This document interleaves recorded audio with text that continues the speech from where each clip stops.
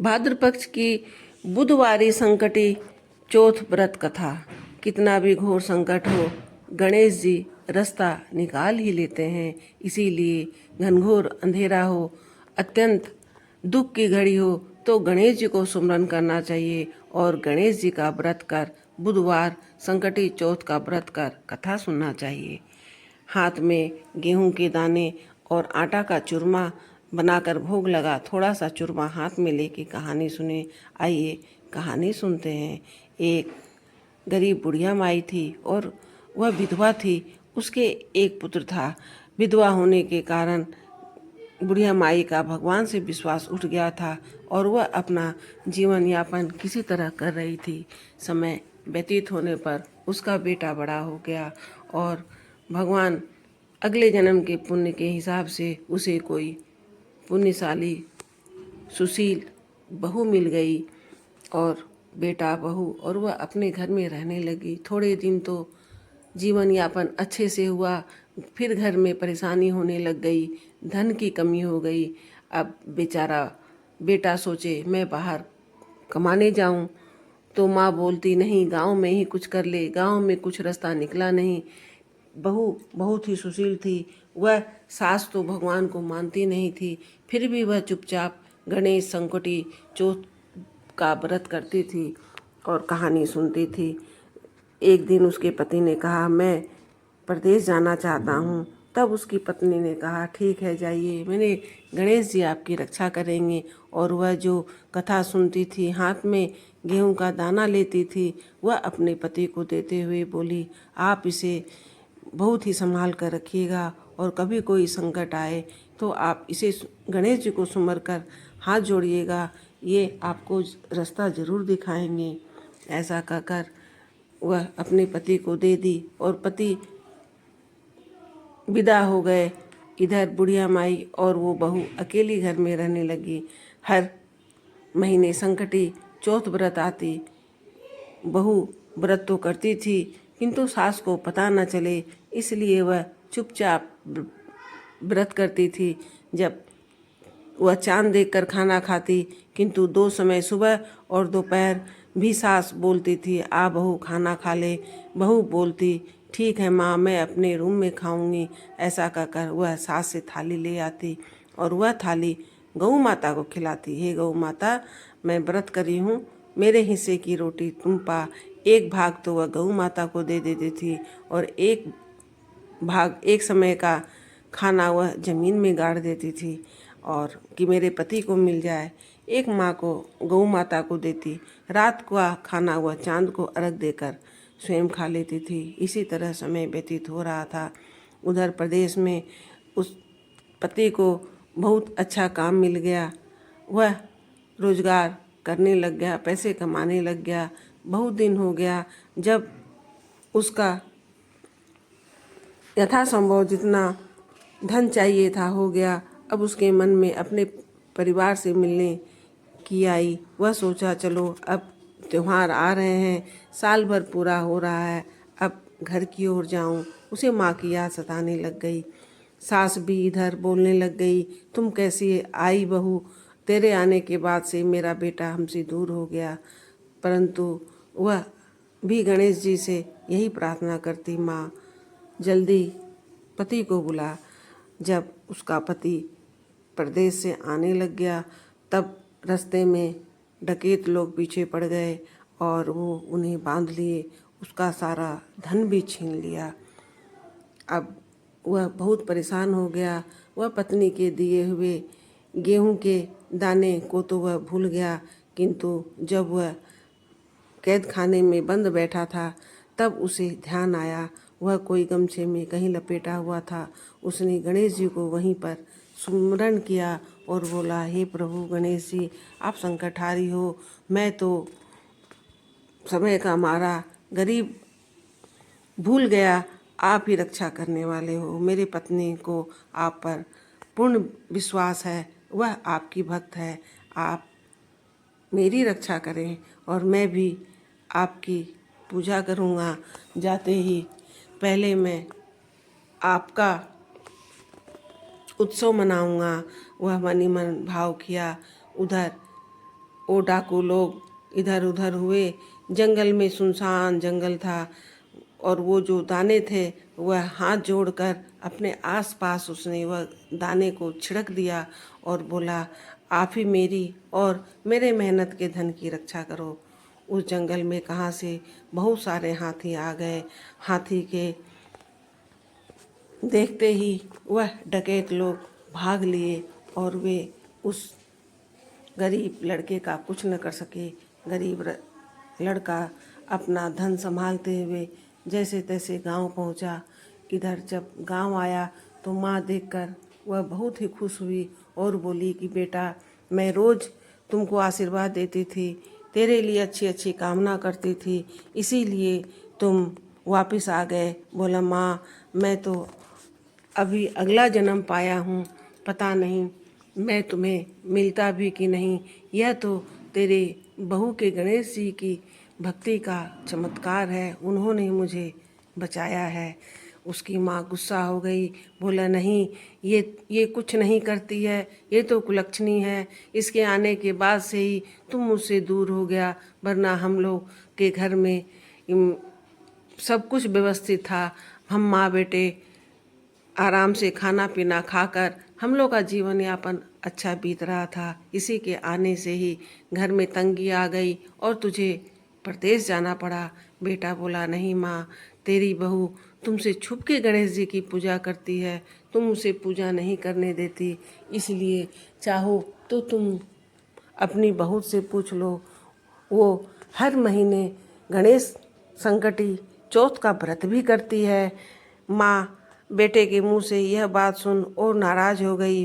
बोला, बेटा, पराई लड़की का तुम पक्ष मत लो, वह कोई व्रत नहीं करती है। साल भर तो तुम नहीं था, मैं उसके साथ थी, मैंने उसे तीनों समय खाना दिया और वह तीनों समय पेट भर भर के खाना खाती थी और सोती थी।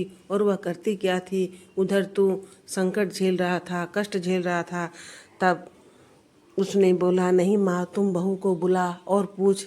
जब बहू को बुलाया गया तो वो बोली, हाँ माँ, मैं तो गणेश चतुर्थी का व्रत करती हूँ, वह संकटहारी विघ्न हरता है, विघ्न हरते ही हैं। मुझे पूर्ण विश्वास था कि मेरे पति वापस आएंगे। तब सास बोली, तुम बता कब व्रत की, मैंने तो तुम्हें खाना दिया। बोला, नहीं माँ, मैं आपको पूजा पाठ पसंद नहीं था, इसलिए मैं चुपचाप व्रत करती थी। बोले, तुम व्रत करती थी तो कौन साक्षी है, कोई साक्षी हो तो बताओ तो मैं मानूं। तब वह बोली, ठीक है।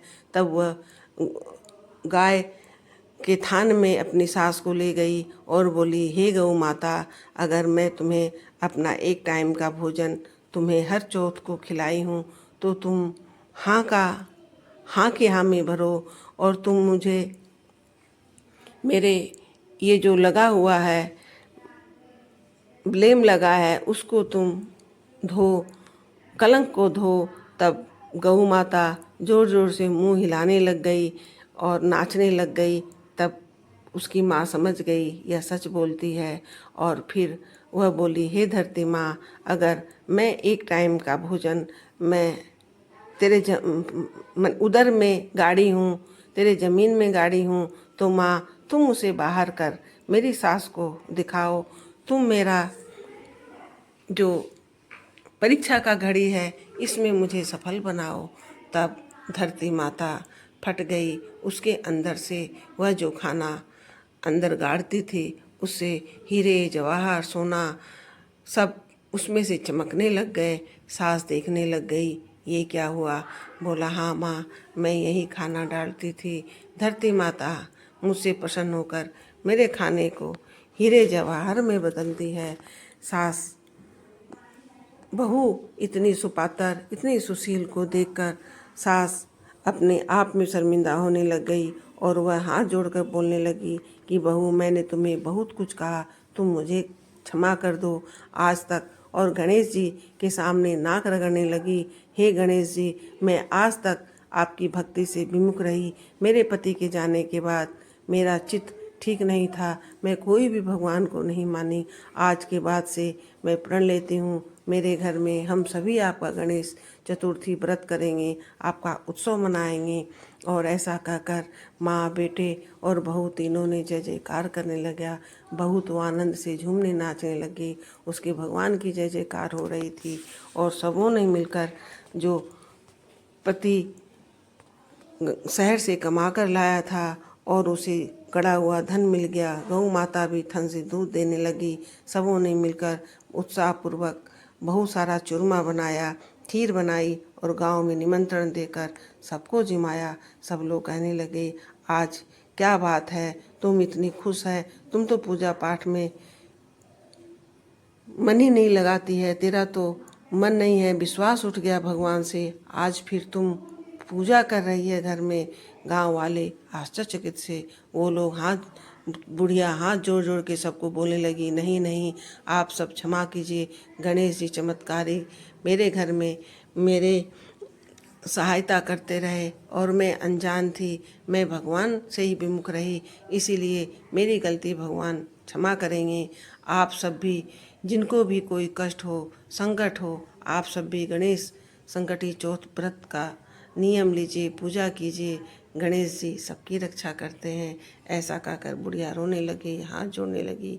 उसके बाद से सारा गांव भगवान गणेश जी को मानने लगा। जय हो गणेश जी के शरण में आने से पूरा गांव में खुशहाली हरियाली छा गई। और अब वह बुढ़िया माई का बेटा अपने गांव में रहकर छोटा सा व्यापारी बन माँ के साथ रह सेवा करने लगा। पति पत्नी और माँ सुखपूर्वक जीवन व्यतीत करने लगे।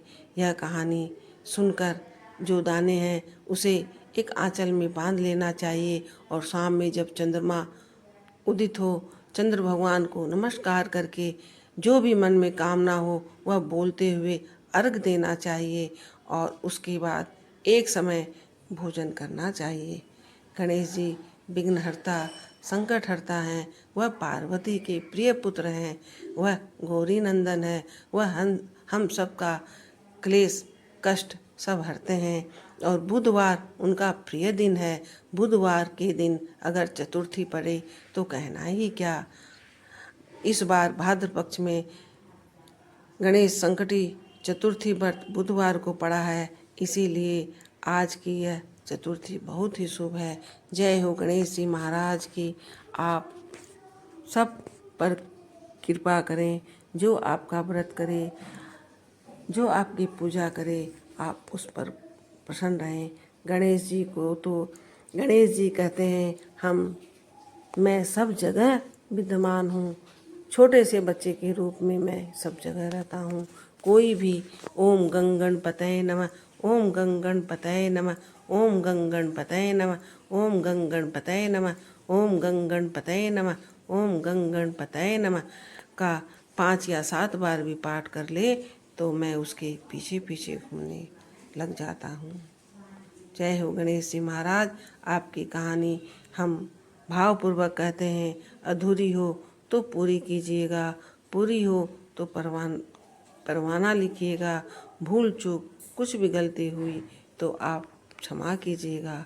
मेरे भी कोई भी संकट हो, हे गणेश जी आप संकटहारी हैं, आप मेरे संकट को हरिएगा। मैं आपकी भक्त बनी रहूं, ऐसा आशीर्वाद दीजिएगा। जय हो गजानंद महाराज की जय। ऐसा कहकर भगवान से प्रार्थना कर खाना खाना चाहिए, भगवान को भोग लगाना चाहिए। पहले घर के बुजुर्ग और बच्चों को खाना खिलाना चाहिए, उसके बाद स्वयं प्रसाद पाना चाहिए और गणेश जी का भावपूर्वक कीर्तन करते हुए सोना चाहिए, जिससे भगवान की पूर्ण कृपा बनी रहती है। आप सब भी एक बार सब मिलकर जोर से जयकारा बोलिए। जय हो गजानंद महाराज की, जय हो संकटी चतुर्थी तिथि की, जय हो बुधवारी गणेश चौथ की, जय हो गणेश जी महाराज की जय हो।